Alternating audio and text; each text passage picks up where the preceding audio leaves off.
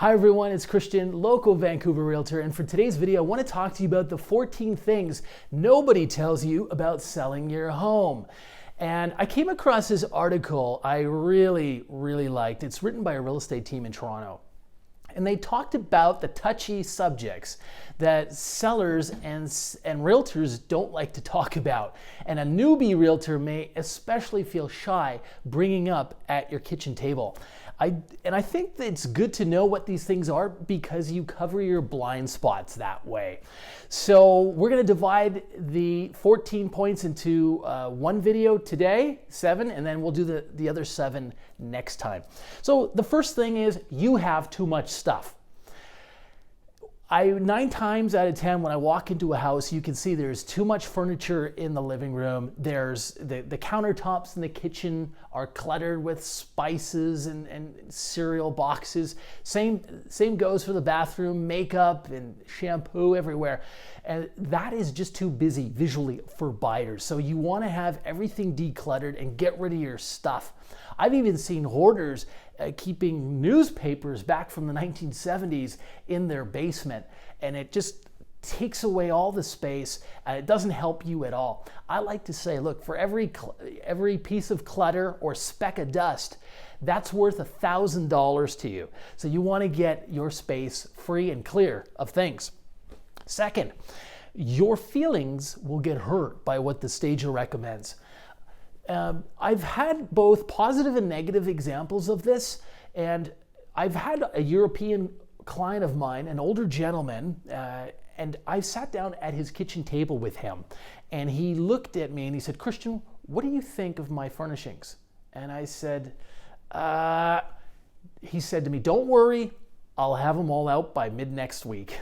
And he didn't take anything personal, and it was to his advantage because he did have older mismatching furniture. It didn't show the home very nicely, and he moved it all out and had it staged and to make it look like a show home. And that's what you want, right? When you go into a pre-sale center and you see this beautiful show home, you just get excited, and that's what you want a buyer to feel when they come into your home. It leads to more offers and more money.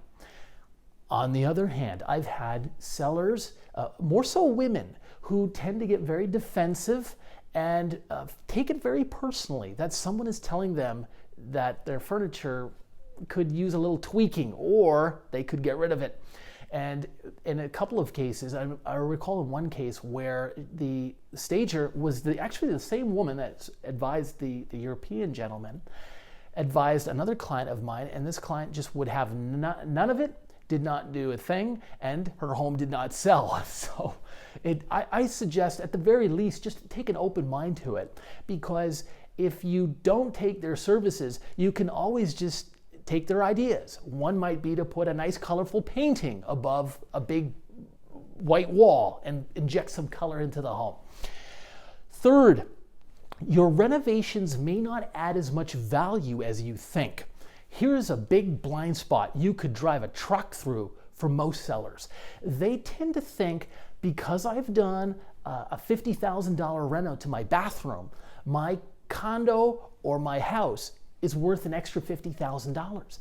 It doesn't work that way. Buyers don't look at it the same way. They're factoring in a whole bunch of other decisions, like, do they want to live on this street? Do they want to send the kids to the school a couple of blocks away? And who knows what else is going through their head.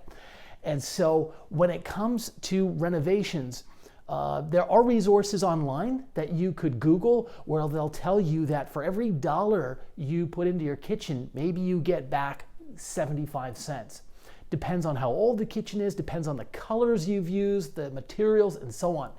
In one instance, we had a client where she had done maybe $120,000 reno to the kitchen.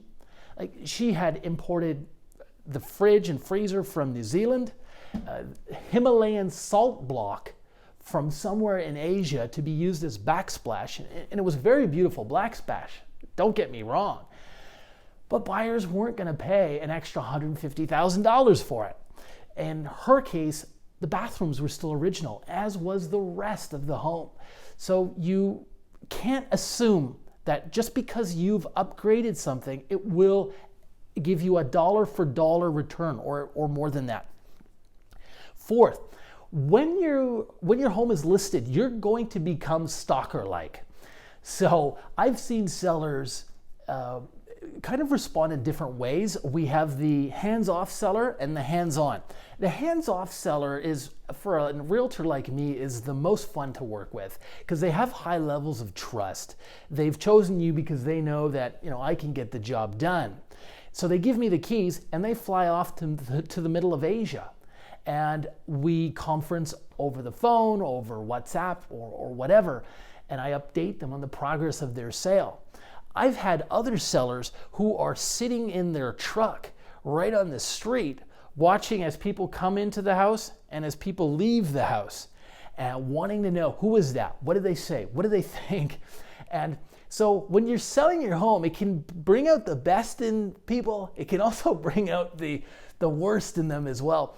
And in one instance, I recall having a seller who was so nervous and frantic about the sale process, he offered to fire me before we'd even started the listing and said, look, you've got basically 8 days to sell this house, which is quite interesting, right? To put someone under the gun like that. You can tell what the expectations are of a lot of Vancouver sellers when they talk to you that way. Interestingly, we did get it sold in 7 days. Although I recommend to you, you take a hands-off approach. Choose the agent you're comfortable with and then let them drive the truck. Now, moving along, a couple more points here. Ignore the other things you don't want to do. Ignoring the home repairs because they could cost you during the inspection. I recall I was representing a buyer in the purchase of a townhouse a number of years ago, and this was an older townhouse. It did have updates. However, during the inspection, we found that in the basement, the walls, the drywall was moist.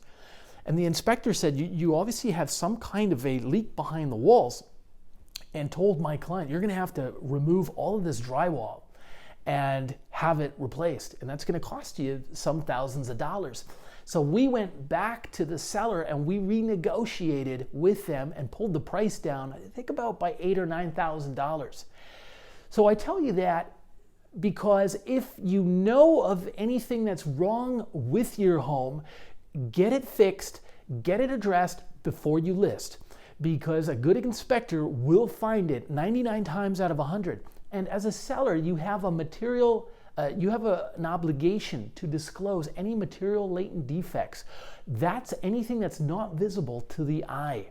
And inspectors, they've got little electronic gadgets. They can press up against the wall to detect for moisture. You really can't fool an inspection. Moving along. Every property sells when the price is right. Expect price reductions, especially in this market, a slower one that we're in. And don't feel attacked or hurt when your agent comes to you to recommend a price reduction. So this is a great point. We're going to finish our video on this. I have to say again, this is where I see sellers sort of respond in different ways.